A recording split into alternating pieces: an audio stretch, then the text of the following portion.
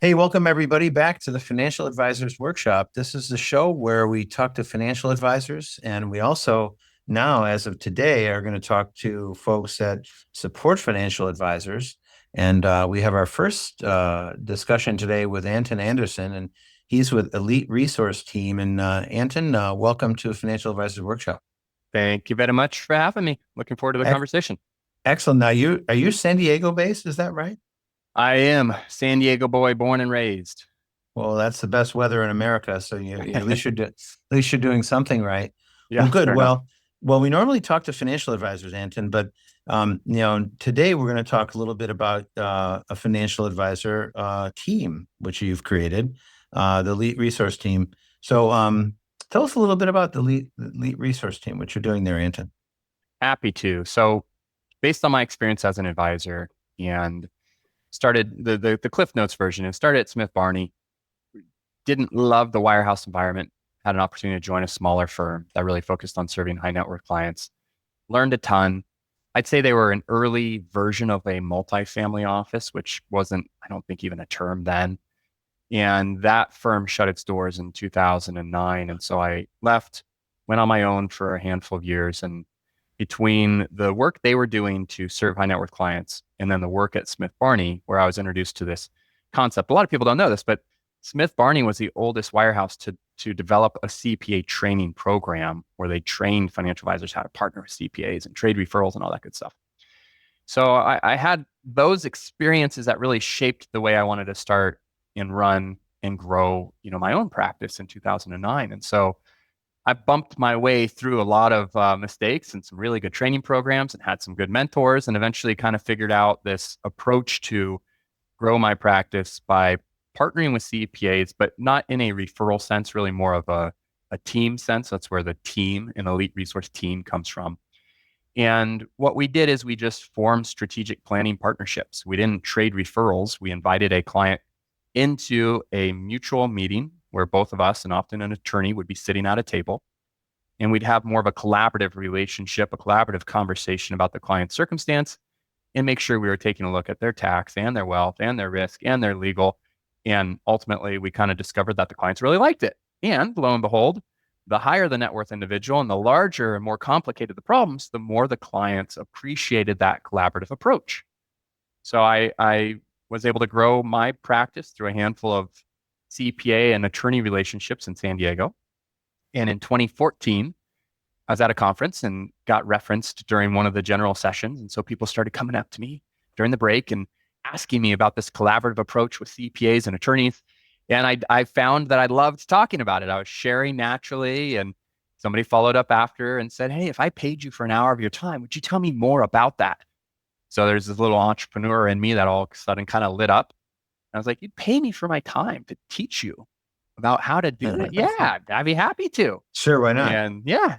And so Elite Resource Team was born in 2014 with a co-partner, and we kind of just launched this concept of we will train advisors how to form more proactive and holistic partnerships with CPAs and attorneys and kind of see how that goes. And it went well enough where I exited my individual practice and started focusing exclusively on that. So you fast forward 11 years, we've trained over 1,200 advisors and about 700 CPAs.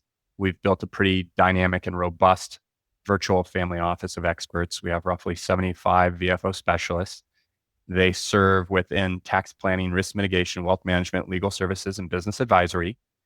And those 75 specialists are all a resource for the hundreds of CPAs and hundreds of advisors that are in our membership community. Mm-hmm. Again, that we train how to have a more collaborative relationship, not only amongst themselves, but also amongst these VFO specialists. Mm-hmm. So it's been a very fun ride. I think ironically, COVID really helped accelerate the adoption of the virtual model. So we've got, Yep. a CPA in Florida, an advisor in California, a VFO specialist in Texas, and they're all on a Zoom just like this, Yeah. Yeah. collaborating on clients' behalf. And the client happens to be in Indiana. It's like the walls have been pulled down and it's really allowed us to have some pretty fun, good collaborative work being done and actually grow, fairly quickly. We're about a team of 20 at this point internally. And I think it's just the beginning. So we're having a lot of fun over here. Nice, nice. Well, good. So how do you send the message to all these folks? Do you have meetings besides Zoom calls as well? Yeah, good question. So typically when someone joins, whether they're an advisor or a CPA, what we do is we have a member success manager. So the Mhm. moment they join, member success manager reaches out and they set up their first onboarding call. In the meantime, we give them access to our school community, which SKOOL is a platform that's essentially built to help facilitate community and education. And so we have training videos that are all kind of step by step, exactly what they need to do, what the template emails are, what the template phone call scripts are. We have the agreements for everybody, how to structure the revenue share, how to communicate, etc. So training videos step by step. And then we also have that community aspect where kind of 24/7, they could learn from other CPAs and advisors that are going through their own experiences, likely have different area of expertise. And it's a really collaborative environment. So that's the online portion of the training. And then the member success manager meets with them one-on-one, kind of holding their hand, making sure they're being held accountable. And then we have live collaboration calls every single week on Zoom that they can join that I host or one of our other senior coaches hosts in addition to two in-person events a year. Great. So what's the result of some of these meetings of the folks that join the team? What do you see them doing that they were not doing when they met you? It's a good question. I think first and foremost, I'll speak to the professional results Mhm. first, and then I can speak to the clients momentarily. What we're really trying to make sure the professionals understand is we have, for the most part, been taught to compete in a red ocean. If you're familiar with the red ocean, blue ocean concept. Yes. So Blue Ocean Strategy, very well-known book. It's been around for a long time. But the concept is you have a industry that's very well established and you have traditional players. And I'll use a different industry for a moment. Let's think about the hotel industry, hospitality. So you Right. had Hyatt and Marriott, established players. And then all of a sudden you have a little company with a couple of people that come up with this idea of, well, what if we actually took private residents and what if we rented those out to people that wanted to go on vacation? All of a sudden, lo and behold, there's Airbnb is born or VRBO is born, right? So you don't typically have the established players that come up with these more blue ocean strategies or concepts because by nature, they need to disrupt the marketplace. Likewise, I don't think in the advisory space, you're going to have some of the more established large BDs, RIAs, IMOs that really come up with blue ocean strategies that are going to disrupt the marketplace because they're already doing well. They're incentivized to maintain status quo. So you get this little company out of San Diego that all of a sudden goes, oh, well, what if instead of trading referrals and competing for clients, learning little sales techniques or Mhm. improving your marketing by doing a dinner seminar or buying better leads?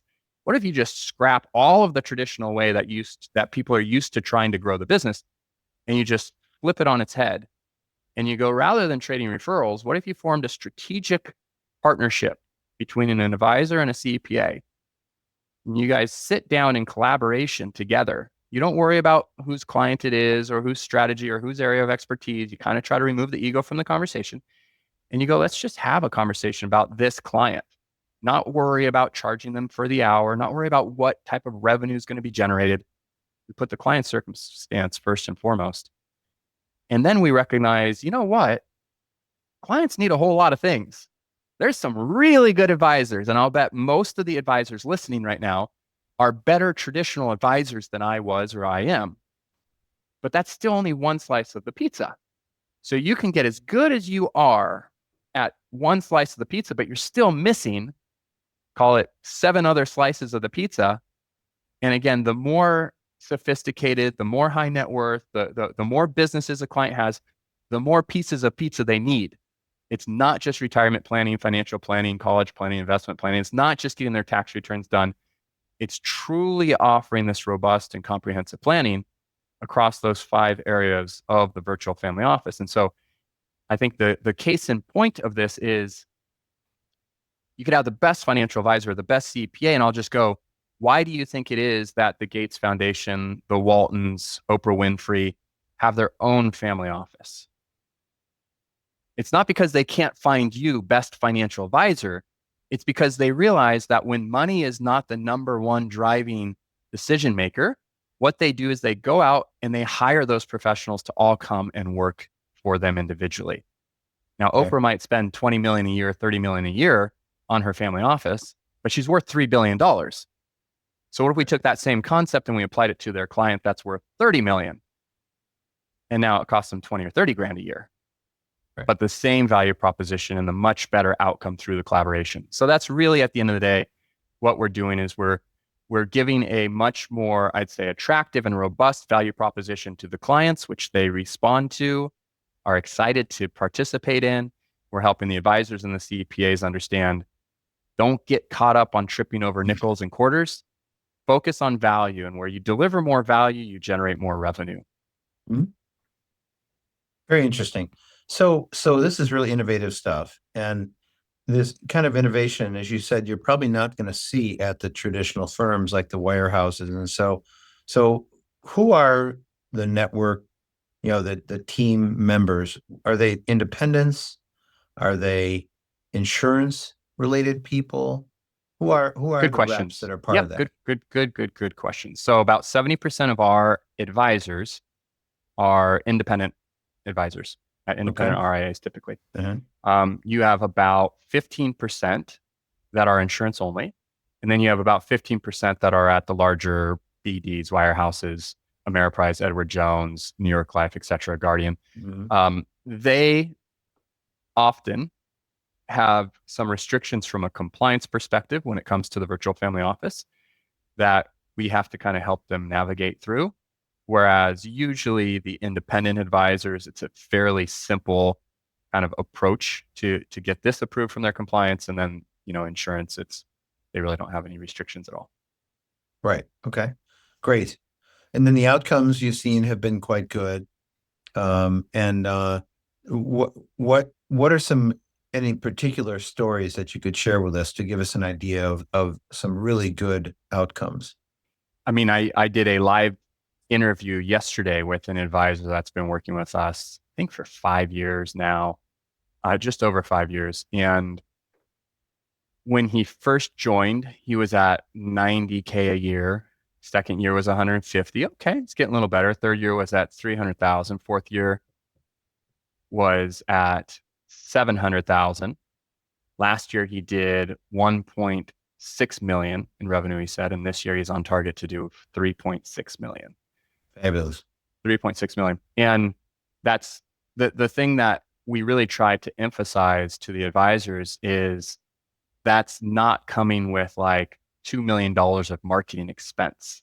Mhm. A lot of times when Yeah. you meet a guy that's doing $1 million a year, he's spending 400 grand a year on dinner seminars in a fancy office, Mhm. right? Because you got to pay to grow. But when you form the partnerships with the CPAs and then you leverage your virtual family office, yes, it is a mindset shift. So you have to be ready for that. But Mhm. what you do is you eliminate your marketing expense because the clients essentially are coming from the partnership with the CPA. And as long as you're doing it well, it's a win-win opportunity between the two of you. And then you're growing because the clients are truly getting a unique value proposition that they're sharing with their friends and family, et cetera. Yeah. Wow. All very interesting. So Anton, so having these meetings and bringing the team together, what kind of tools do you see used most often to create like a higher order plan? Good And that question. comprehensive approach. Are there certain tools that are used that Yeah. others So don't really have? to a degree, I would say there's two types of tools I'll reference. One is third-party companies that I think are good and they have a role. So SaaS products, you have more tax planning tools that I think are Yep. becoming more robust. Tax Plan IQ is one that I'm very familiar with and work closely with the CEO and the president of Tax Plan IQ. And then you have some more traditional, I'd say, advisory tools like an asset map or a right capital. And I think those have their place for the advisors that enjoy using those tools. We have our own proprietary software that we built in-house. We have a CTO and then we have two programmers that we contract to build this. And it's, as far as I know, it's the only software that what it actually does is it kind of comes before the right capital or the money or the asset map or the tax plan IQ. It's really at the beginning of a conversation around the virtual family office discussion. Mhm. So it's not specific to tax planner, specific to asset management or wealth management, et cetera.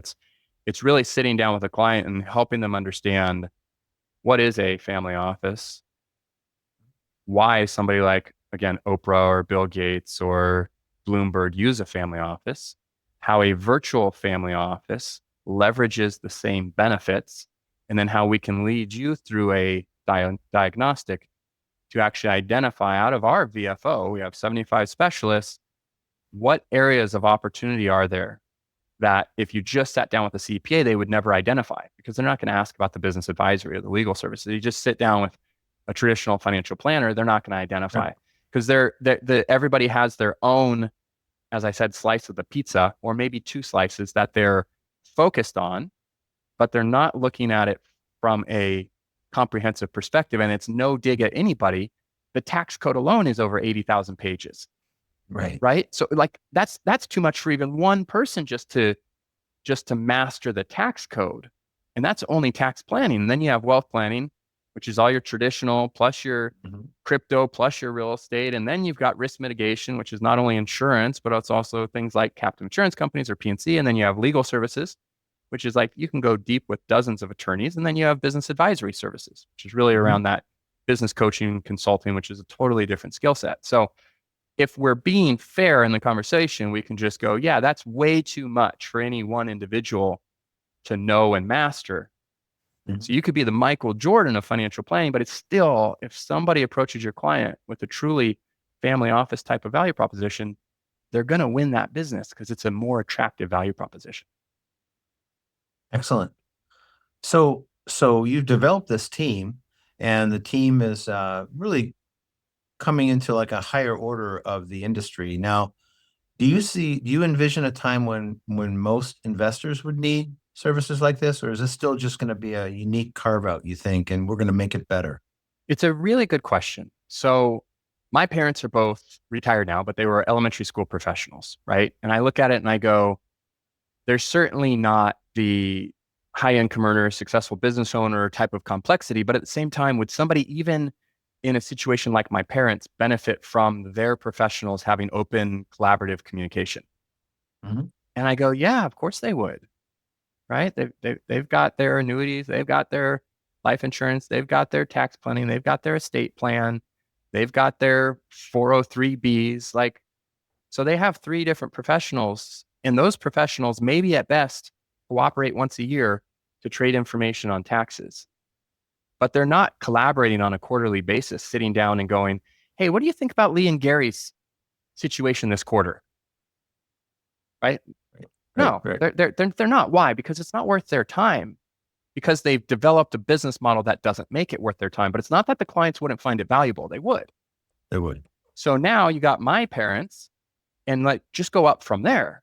Like let's talk about, the couple that's in their mid 40s. They've got three kids, they've got Hmm. a couple houses or investment property, they've got two businesses that are growing and booming. Like, yeah, they're making a quarter million, half a million a year. They would absolutely benefit from their professionals all having collaboration. And then what about the couple that's at the 20, 30 million mark, right? Same thing. They've got half a dozen properties and a couple businesses. Like just the more complicated it becomes, the more they benefit from having a team collaborating on their behalf. Great. So it's really just about, can we create a business model that incentivizes the advisors and CPAs enough to be willing to do that for the clients? And that's what I Right. think we've cracked the code on doing.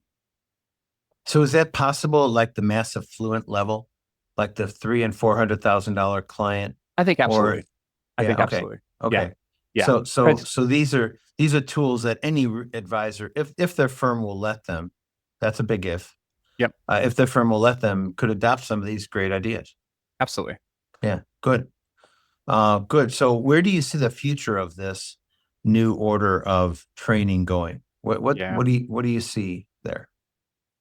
Again, really good question. I'm excited by, I should say, there is more and more adoption and I'd say, this type of advisory service. We, about 6 months ago, came out with a book called The Art of Collaboration, and it was written for advisors and accountants. And within 24 hours, hit bestseller for both. the wealth management space and the accounting space. And I only reference that to say it's both audiences that are paying attention now for the first time, really. For the first 8 years of my company, we had to convince CPAs, and it was like the advisors were willing to go out on a limb, but the CPAs had to be convinced. Now, all of a sudden, it's equal. Both industries are starting to go, competition and commoditization and technology are really shifting the landscape. We see where this is going. Maybe we should pay attention to a different way of growing our practice. So I think we will, for a couple years, still have a minority of forward-thinking professionals that are attracted to this. And then at some point, my hope or my guess would be within a few years, there's going to be a couple bigger players that either come alongside us, support us, or try to do it on their own. And we'll welcome them because I think the message is that valuable. And then I think there will be a broader adoption where we do see that kind of tipping point of just adoption of this mindset.